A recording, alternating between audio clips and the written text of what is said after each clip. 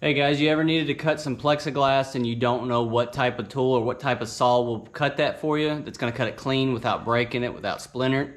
Watch this video. I'm going to show you guys how you can cut this stuff and give you a couple different options. I'm going to show you one way, but I'm going to tell you a couple others that you can use as well that will benefit you to where you can get that stuff cut without splintering on you, without having any issues, and you can cut a piece.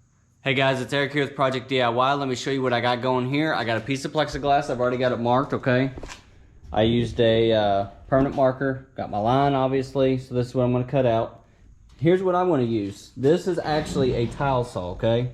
Chicago brand. It ain't nothing expensive. Harbor Freight ordeal. Doesn't matter what brand you got, but that's what I have. You can see the, it's just like a concrete blade, really, in a way. It's all that it is, just an abrasive blade. But we're gonna cut it. What it's gonna do when I cut this, it actually is gonna kind of ball it up a little bit, and it's actually very, very hot. What I recommend is just cut it and just let it sit for just a minute. By the time you finish your cut, it'll be dry, and you can go back and you can hit it with your fingers. What it is, it gets hot, and then as it cools, it hardens back up, and you can just basically break it off almost like ice.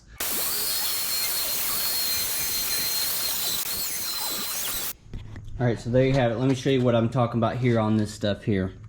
See how that kind of balled up on you? Now it's dried and it's nice and hard. Take it, it just breaks right off there. It does get very hot when you're cutting with that blade. See how that is underneath? Break the underside off.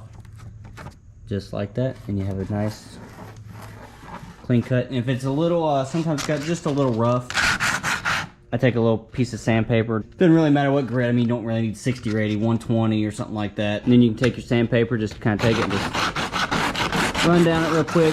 That right there smooths it out. That is one way you can cut it. You can cut it with a razor knife, have a good brand new blade, and score it several times, and then just kind of put it over an edge, and you can bend it, and it'll usually snap right off. The thicker stuff, this here is really thin, so it didn't work that well. I tried it just for the heck of it, but it didn't work very well. So I tried this here. This worked out well. Another way you can is like a hacksaw if you have one.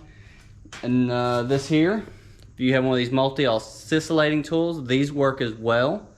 You can do that. It's going to be kind of the same thing. It's going to kind of ball it up a little bit, but you can break it off, go from there. So there's a couple different options. If you're looking to cut some plexiglass, just be careful with it, because it will bust and break once you get to your edges of your cuts. Wood will hold better, and you can go through real quick. This one here, it's not going to. It's just going to break off or splinter, so be careful with that there. You also could maybe throw some tape on your lines there and then put your line over top the tape. That might help a little bit with some of that balling up and stuff I was telling you about, but this here, it comes right off, so I wasn't too worried about it.